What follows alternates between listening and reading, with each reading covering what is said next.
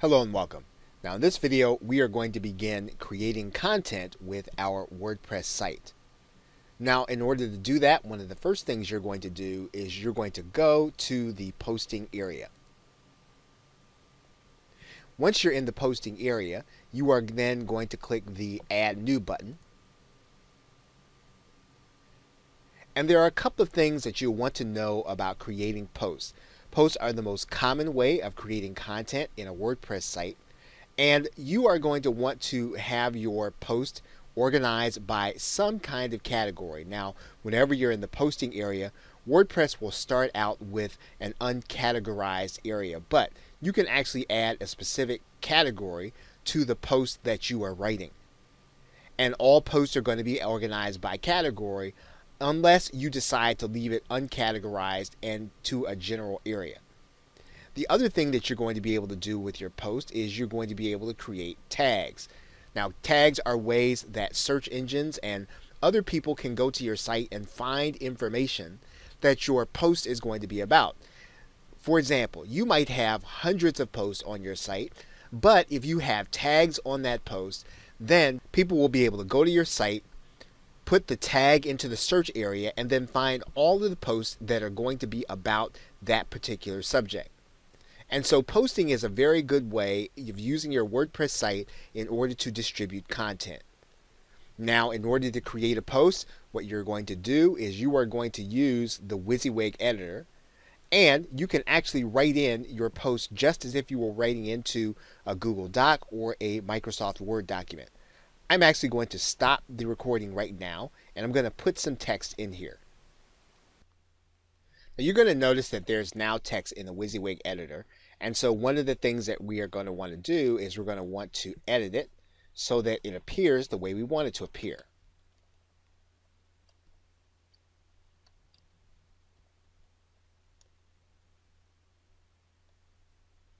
This will be one of the things that you're going to be able to do to make your content appear the way you want to. Now, the other thing that you're going to be able to do is you're going to be able to add images to your post. And the way that you do that is that you are going to put the cursor where you actually want the image. You're going to click the Add Media button. And then you're going to either go into your media library or choose one from your hard drive. In this particular case, you can go to your media library because we already have some information there. We're going to select an image, and then we're going to insert it into our post. Now, one of the things that you'll want to do when you insert into a post is you're going to want to consider the size. And you're always going to have a couple of different options when you want to post your image. Now, a thumbnail size image is going to be very small. A medium size image is going to take up about half of your page. A large image is going to take up about 2/3 of your page, and a full size will take up the entire width of the page.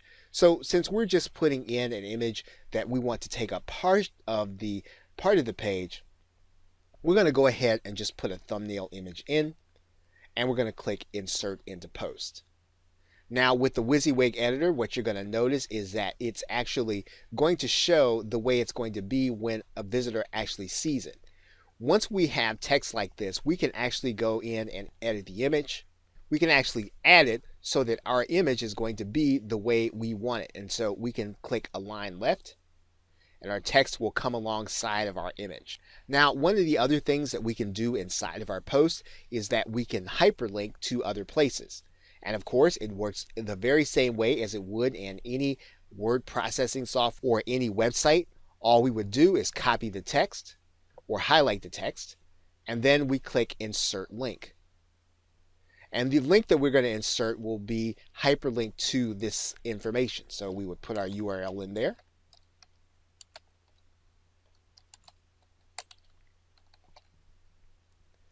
And then click Apply. And we would have our hyperlink, as you can see. Of course, one of the other things that we can do in our post, as we would with any text-based information, we can bold information, we can italicize, we can strike through. Okay, so once you actually have some of the information in there the way that you want, what you do is, as we said, we're going to pick a category.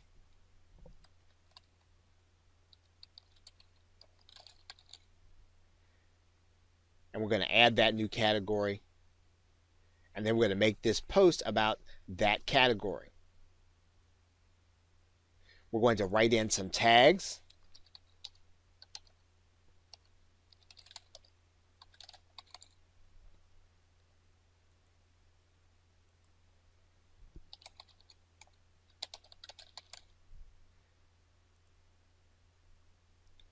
And once we've done that, then we've only got one other thing that we want to do. And now one of the other things that WordPress will allow you to do is to set a featured image.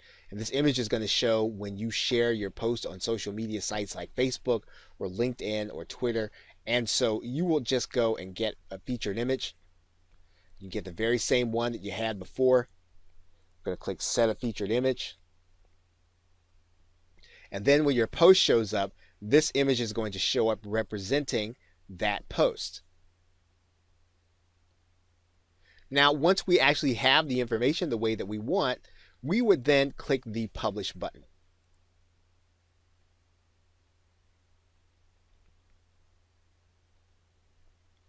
And once we do that, we'd go and visit our post. And we can see how the post is actually going to look.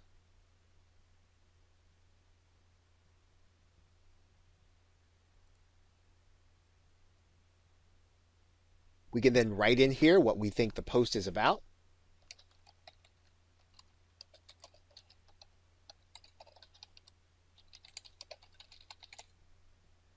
And then we're going to click Update.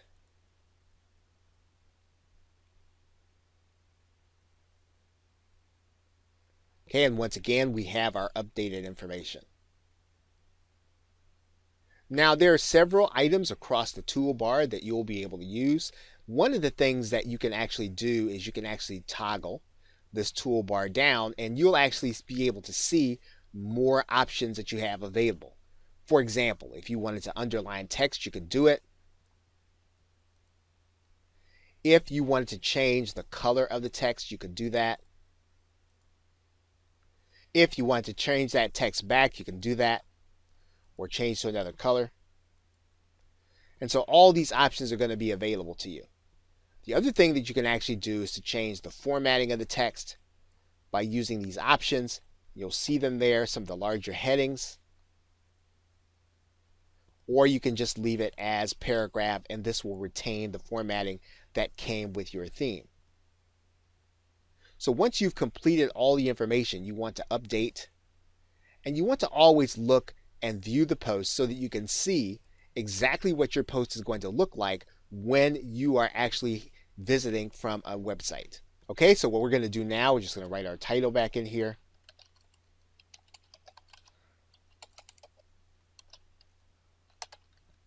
We're going to click Update, and then we are ready to go with our post. Welcome back. Now in this video, we are going to be discussing another way for you to create content for your site, and that is to use the paging system. And you'll come to the Pages area, and then you'll go to All Pages if you want to take a look at all your pages. Now in this particular case, we don't have any pages yet, but we're going to start the process by clicking the Add New button. And of course, just as we did when we created a post, we're going to write in our title.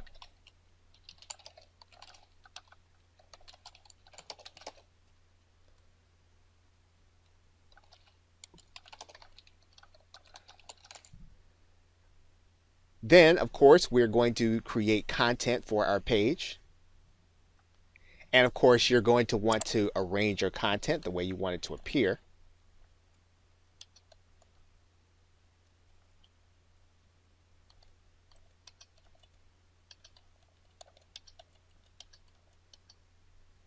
And a page system has the very same editing features that a post has. So if you need to create something in bold or italic or strike through, or you need to put a bulleted list, all the same things that you can do with the posting system, you can do with the paging system also.